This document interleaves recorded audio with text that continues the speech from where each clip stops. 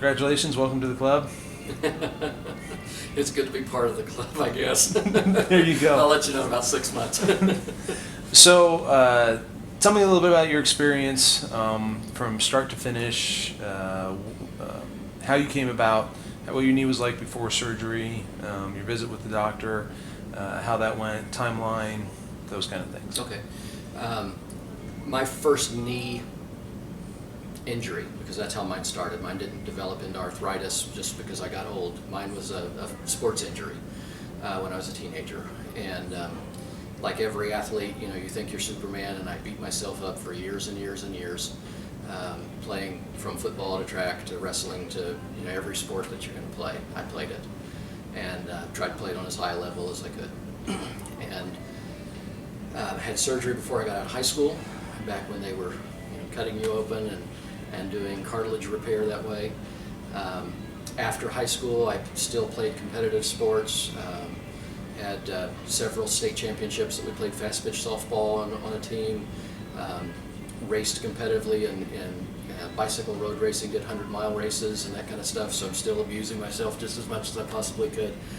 Ended up having 2 more orthoscopic surgeries to repair cartilage, and the little Pac-Man, I watched them on TV, and the little Pac-Man goes in there and cleans them all up. And so I had 2 orthopedic surgeries, and then I had another treatment that bought me about 5 or 6 years. 10 years ago, I was 46 years old, and I went to the doctor. He brought the X-rays in, and it was back when they still had the big X-rays, and he sticks them up on the viewer without even looking at me, and he said, "This is bad." And he looked back at me, 46-year-old man, and he looked back at the X-rays, and he said, "I expected to see a 75-year-old man here." And then my knees had degenerated to that point. And he said, "You need knee replacement. You need it now." And I thought, I'm 46 years old. I'm not ready for a knee replacement. And so I put it off for 10 years. I did go get another treatment that bought me 4 or 5 years. I've tried, the Rooster Comb injections and all those types of things. Cortisone lasted until I got back to the elevator. So here I was 10 years later now, and couldn't straighten my leg, couldn't bend my leg. It was just meat hanging off of my body. And went to the doctor. He brought the X-rays in. We talked about it for a while, and he said, "What do you want to do?"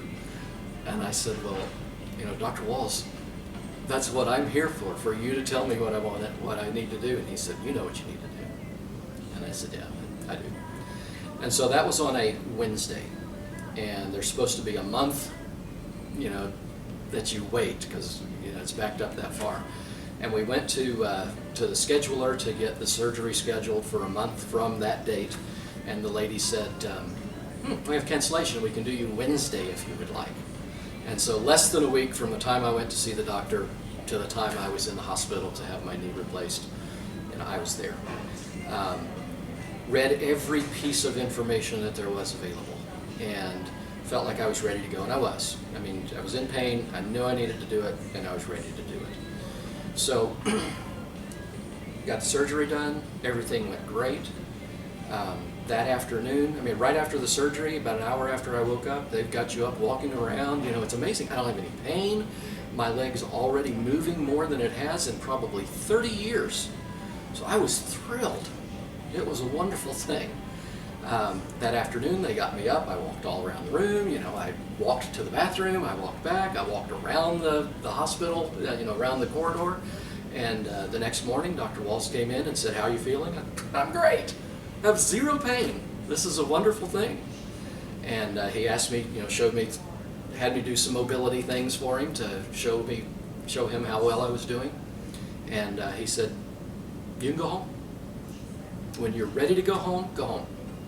I said, "I have 2 physical therapies scheduled for today. Can I go home after that?" "Yeah, just call the nurse." So I was in the hospital a total of about 27 hours. And they told me, "Do what you can do. Don't overdo it." I said, "Okay."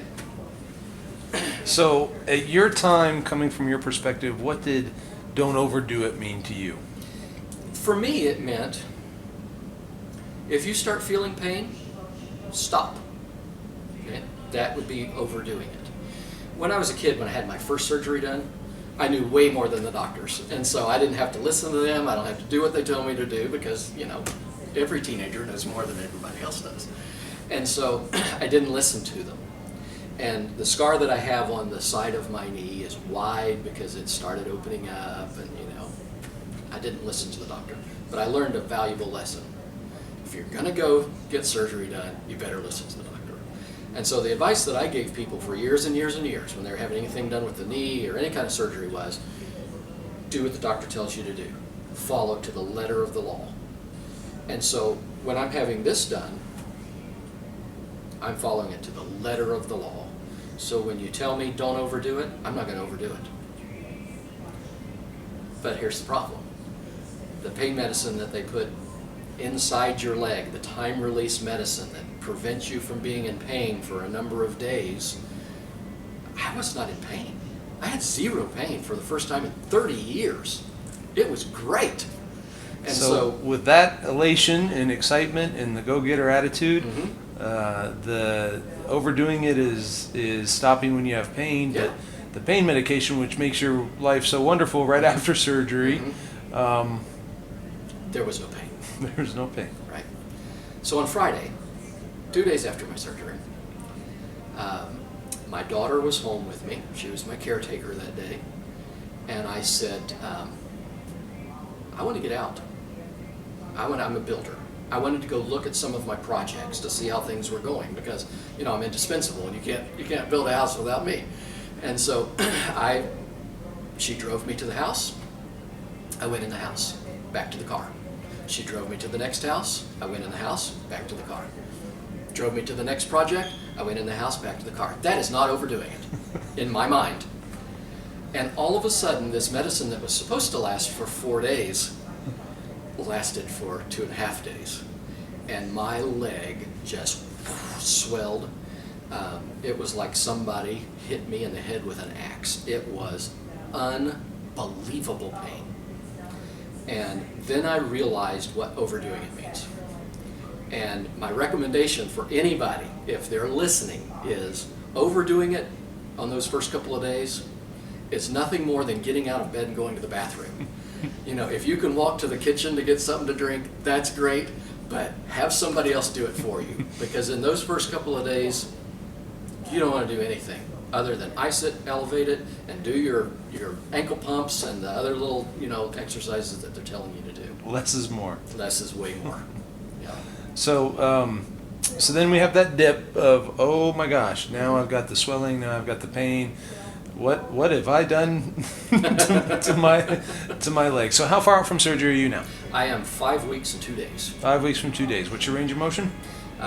My flex is 130, and my extension is best I've done is 4. Okay. So almost perfectly fine. Pretty close. And I've talked to the doctor about it. I've talked to my therapist about it, and we may not be able to get to 0 on mine because for so many years, literally 40 years almost, I couldn't extend my leg straight at all. So I may get there, I may not. But the flex, I haven't been able to do that for a long, long time either. So this is wonderful. So this many weeks out from surgery, what percentage normal activity would you say you're at right now? 0 activity is I don't do anything all day. 100% is where your life was like, when you could tolerate it before surgery. What percentage normal function are you at right now? Well, I'm far from 100, way far from 100. Because, if I had 10 or 12 hours a week of work to do in a day, I would do 10 or 12 hours of work in a day. When we came up to sit down here, I was winded walking up the stairs. And I know part of that is the anesthesia from surgery and all of those types of things. I get that. Laying around for 3 weeks, being a zombie, I get that. And I know that I'm going to get stamina back and endurance and be able to do things. I have been going on job sites now for about a little more than a week. Some days I'm there for 3 hours. Some days I'm there for 4 hours. I told my daughter the other day when I'd done a little job, and she said, "Wow, how are you feeling?" And I said, I'm feeling good enough to do the little project that I just completed, and smart enough to know that's all I can do. So, some days are better than others. Some days I feel like I could go 6 or 8 hours. I'm not going to, but, it's just day to day. Excellent.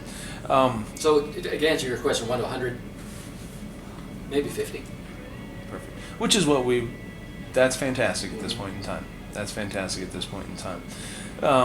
So dial speech, on adjusting the dials, having read through it, having been through it, the dial for swelling, dial for range of motion, dial for function, and then the eventual dial for strength, which we're just now barely starting to play with. What's your biggest take home from the patient's perspective on the dials?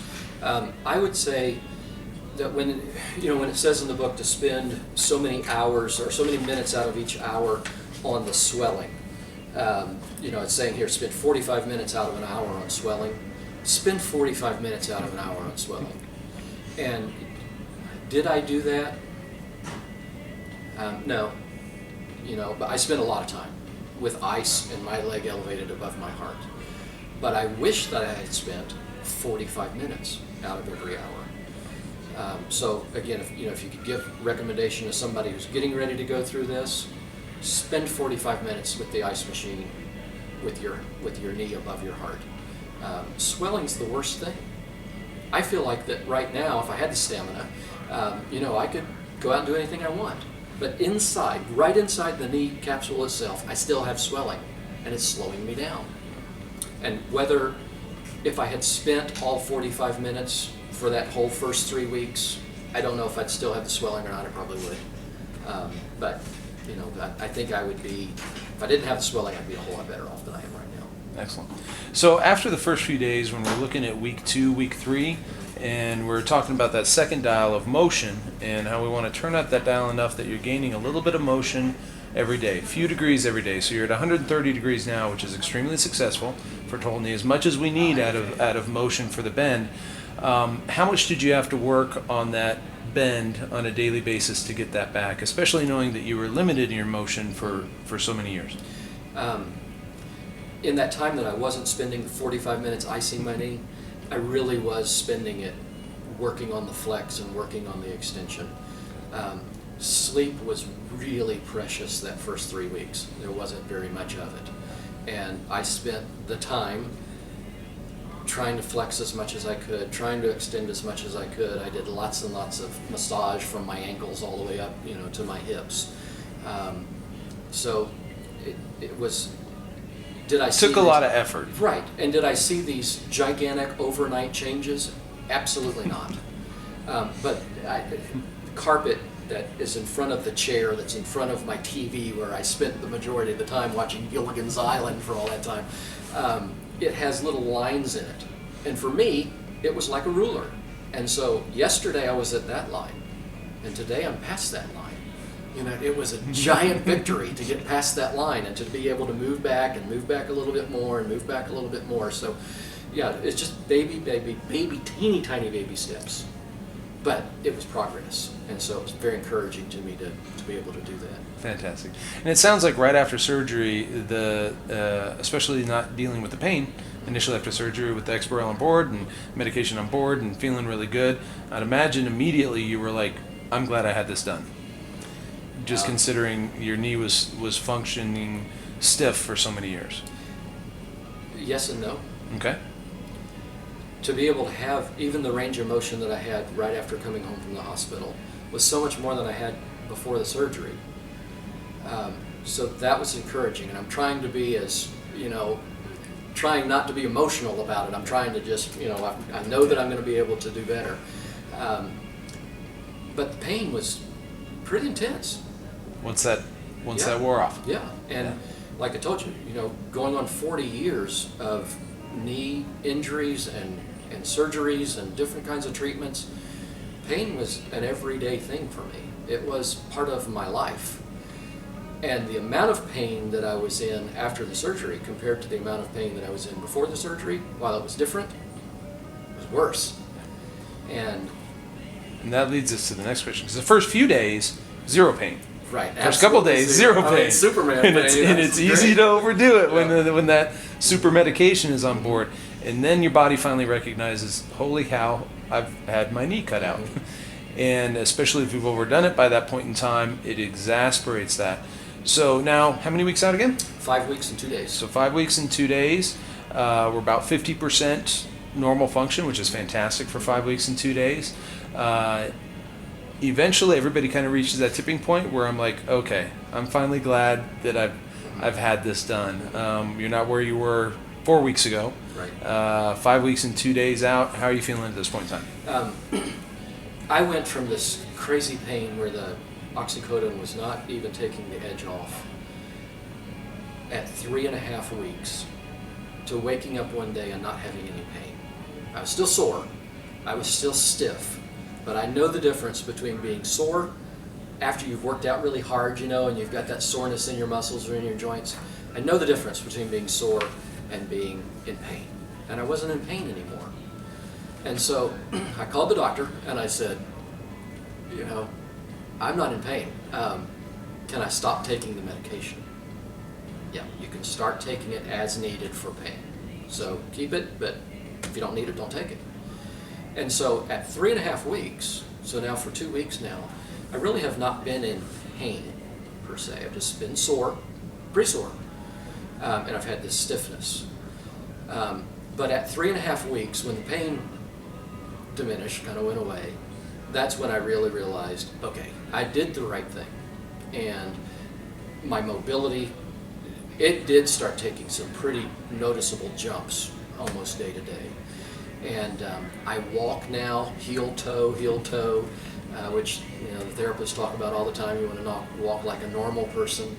And at just under 4 weeks, I walked a mile without stopping. I overdid it. Okay? At about 3/4 of a mile, I wish that my car was there to bring me home. But still, I walked a mile without stopping. And I'm a very competitive person. I look at this, and at 4 weeks, a mile is not in there. But I did it, and I really concentrated heel toe, whether anybody else can do it or not, or whether somebody's doing 2 miles, that's, everybody's different. But Yeah. And it is. Everybody's dials are set at a different setting. Day 1 and day 10 and Right. day 100. Right. So I was very excited, even at 3.5 weeks, out to today. I was excited about the decision that I made. I made the right decision. I know that I'm going to continue to get better, and it's a matter of time now, not if, but when. Fantastic. Any final thoughts? I would say again, follow what the doctors say to the T. Listen to what the physical therapists say and do what they say to a T. Don't overdo it, and realize what overdoing it means. If you got to go farther than the bathroom, you better get somebody else to do it for you in those first couple of weeks. Excellent. Thank you so much for your time. Greatly appreciate it.